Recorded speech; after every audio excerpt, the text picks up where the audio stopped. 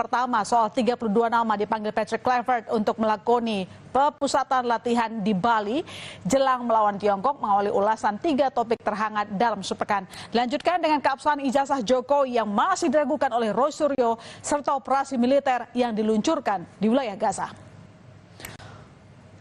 Ya, jaga asa lolos Piala Dunia, Timnas Indonesia siap menghajar Tiongkok dalam pertemuan kedua di Stadion Utama Gelora Bung Karno, Jakarta nanti.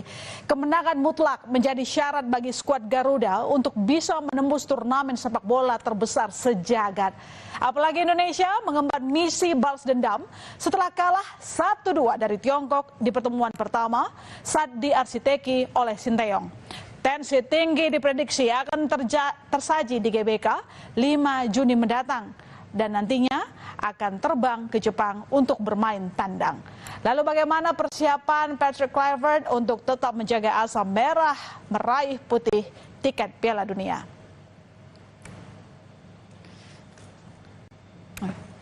Ketua Umum PSSI Erick Thohir bersama FIFA Director meninjau fasilitas dan rumput Stadion Utama Gelora Bung Karno Sabtu pagi.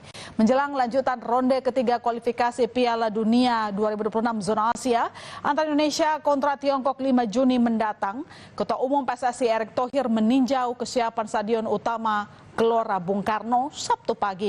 Tak sendiri, kali ini Erick Thohir bersama FIFA Director Theodor Yanikos dan jajaran terkait mengecek kondisi rumput GBK. Usai melihat kondisi rumput, ET beralih untuk mengecek kondisi tribun VIP. Pada kunjungannya ke GBK Saudara, PSSI ingin memastikan seluruh komponen penyelenggaraan hingga kualitas lapangan dalam kondisi terbaik. Juga akses penunjang untuk para pecinta sepak bola tanah air yang akan datang menyaksikan skuad Garuda 5 Juni nanti. Patrick Kluivert memanggil 32 pemain untuk 2 pertandingan terakhir melawan Tiongkok dan Jepang dalam kualifikasi Piala Dunia 2026 putaran ketiga. Mayoritas pemain yang dipanggil masih langganan timnas sejak era Sinteyong, serta pemain naturalisasi baru seperti Dan James, Joy Pelupesi, dan Ole Romane. Skuad ini menunjukkan kombinasi pemain lokal dan diaspora dengan 16 pemain berkarir di luar negeri, 12 diantaranya pentas di liga-liga Eropa. Nantinya hanya akan ada 23 nama yang masuk daftar susunan pemain dalam satu pertandingan. Peluang Emil Audero untuk menjadi starting 11 melawan Tiongkok sangat besar. Meski Emil gagal membawa Palermo promosi ke Serie A Italia, kegagalan ini menjadi keuntungan bagi timnas Indonesia. Pasalnya, kiper yang lahir di Mataram, Nusa Tenggara Barat ini belum menjalani debutnya bersama skuad Garuda. Tentu, absennya Martin Paes membuat Emil berpeluang besar diturunkan oleh Kluivert saat melawan Tiongkok.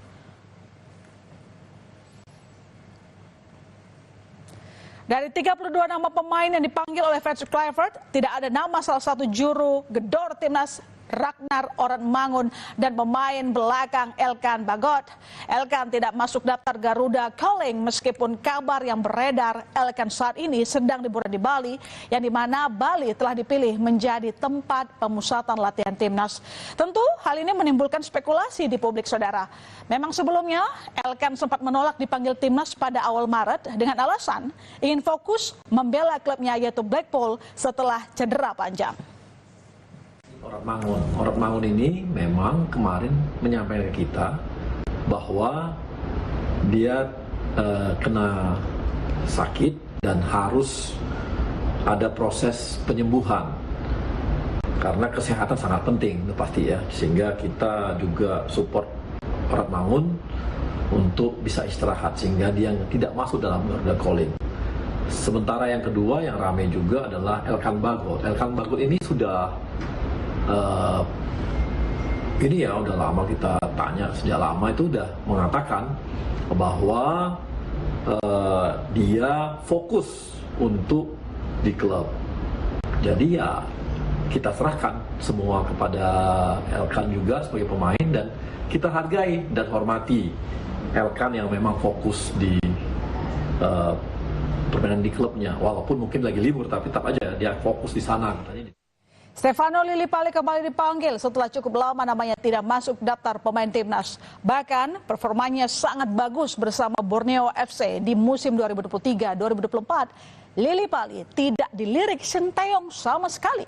Terakhir kali Lillipali bermain untuk timnas yaitu pada September 2023 saat laga uji coba internasional melawan Turkmenistan. Lillipali dapat diplot menggantikan Ragnar Ormangun maupun Marcelino yang terkena akumulasi kartu sebagai juru gedor Indonesia. Begitupun dengan kembalinya Asnawi Mangku Alam yang mencuri perhatian publik. Asnawi tidak dipanggil oleh timnas saat menghadapi Australia dan Bahrain dalam babak kualifikasi Piala Dunia Zona Asia putaran ketiga. Kesempatan ini harus dimanfaatkan Asnawi untuk menebus kegagalan sebagai kapten tim di pertemuan pertama melawan Tiongkok. Saat itu Indonesia kalah 1-2 dari Tiongkok. Topik lainnya, dugaan ijazah palsu Presiden ke-7